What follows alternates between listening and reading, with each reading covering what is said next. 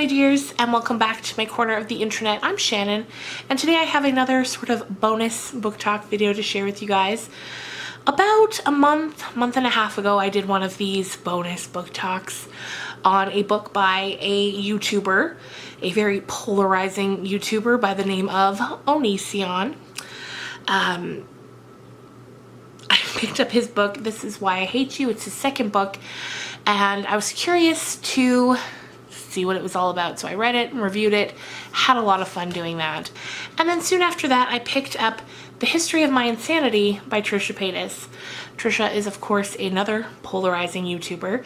If you're here at this video because her name was in the title, chances are you either love her or you hate her. There's not a whole bunch of middle ground.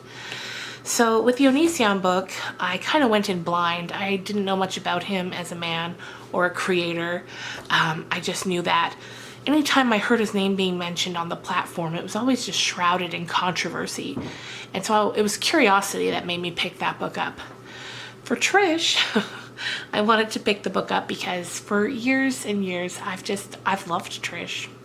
I know that for a lot of people, she just rubs them the wrong way. In a lot of her videos, she seems to be playing a sort of Trish character. And then there's also her vlog channel, which what I've always really loved about her vlog channel is that so often it feels like you're having like a FaceTime call with a friend when you're watching the vlogs. They're very unedited, very in the moment, just kind of raw footage. And there's just something about it that makes you feel close to Trish when you're watching it. So, a funny story is I didn't even realize until recently that Trish had written books. What made me realize it was in a recent vlog, she mentioned that she's currently working on 3 books. And I was like, yes, I cannot wait for these books. And from there, I stumbled onto the fact that the girl's already written 4. Now, from what I can tell, 3 of these 4 books are sort of memoir style, and then the 4th one is, I think, just a novel. So I wanted to go back to the beginning. I wanted to order Trisha's first book, which was written in 2013, and I wanted to see what it was all about. I didn't really have a whole lot of expectations in terms of the writing. If you'll remember from when I read Onision's book, you can see here all these little post-it notes are errors that I found because this book is self-published. Trisha's books are self-published. Nothing wrong with that. Nothing wrong with it. It's a great way to keep control of your art. Nothing wrong with self-publishing. But when you do that, you've got to either be a meticulous editor yourself or hire a really good one. And even if you are a meticulous editor yourself, I'd still suggest hiring one just to double check. And as you can see, Onision did not do that. So when I went over to Trisha's book, I was a little worried that it was going to be the same, that it was just going to be riddled with a distracting number of grammatical errors, spelling mistakes, or just words used in the wrong place. But as you can see, we don't have any of those sticky notes, so that's a good sign. Did I find a few? Yes, but it wasn't like with Onision's book where it was an overwhelming, distracting amount. There were a few places where I found some small mistakes. At one point she uses the word financials when I know she probably meant to use the word finances. But really that's the only like misplaced or misused word. There were a couple of grammatical errors, but it wasn't a distracting amount in the slightest. What I will say is that this book is very Trish, and it's very old school Trish. If you've watched Trish's videos for years, you'll know what I'm talking about. Watching a vlog with Trish now is very different from watching a vlog with Trish 5, 6, 7 years ago. So it's very old school Trish. I can hear her voice when I'm reading the book. It's a very slim volume. It's like 80 pages, very small. And it's a memoir. The biggest thing that I was left with when I finished this book was just sort of a renewed understanding of Trish, you know? We are the way that we are for reasons. And, you know, as time goes by and we get older, the hope is that we come face to face with those things and those reasons and change and grow. But as we're in the process of changing and growing, it's so interesting to have a bit of insight into the past, and it makes you understand her more. So the book starts off when Trisha's a little girl. It starts off with her birth. And from there, it kind of skips on to junior high. And we learn about what life was like for Trish as a teenager. And as you can imagine, it wasn't easy because, first of all, being a teenage girl is hard, period. But then when you're Trish, it's a little harder. She talks about how she had a really difficult time fitting in and finding her place. She talks about hating school and hating the kids there. She grew up in a small town in Illinois, and it was really difficult for her. Her parents split. Her mom had new husbands coming in and out of Trisha's life pretty much her whole life, and that caused a lot of animosity between them because her mom at that time didn't seem to be really having the best taste in men and just bringing really toxic men into the lives of her children.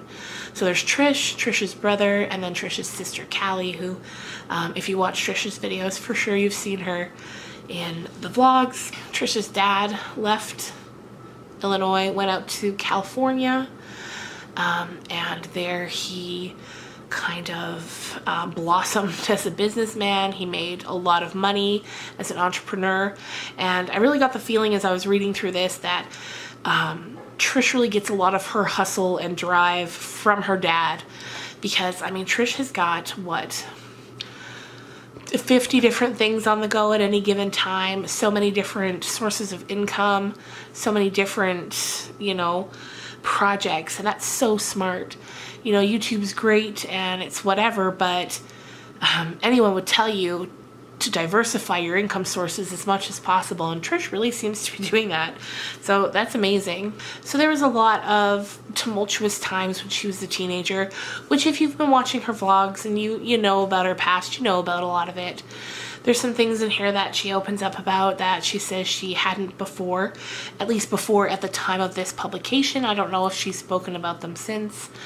Like, there was a time where after she moves out to California, after she finishes high school, she's trying to make money. She gets jobs on TV shows here and there, you know, as extras or bit parts, and eventually she lands on the reality show Who Wants to Be a Superhero, I think it was called, that show with Stan Lee. She was on season 2 of that show. So, you know, she's out there trying to find those kind of gigs, and also she's working as a stripper, and that is a lot. And, you know, she talks about just the way the men would treat her. She talks about an event when she was assaulted. And as you're reading through these pages, it becomes very obvious why Trish has as many trust issues as she does with men. Like, I don't want to weigh in on, because I don't know anybody's personal business, of course, but just from what she's put out on YouTube, like the relationships that we've all seen unfold, when you read through this, and, you know, it starts with her dad and the abandonment issues that were born because of him leaving, and from there it just snowballs. The kind of toxic relationships that she has with men early on in her life.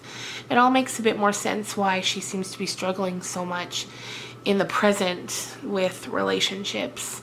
And that just breaks my heart, because I don't want, you know, I don't want anyone to be hurting and causing themselves pain or putting themselves in situations to experience more pain. And I don't know.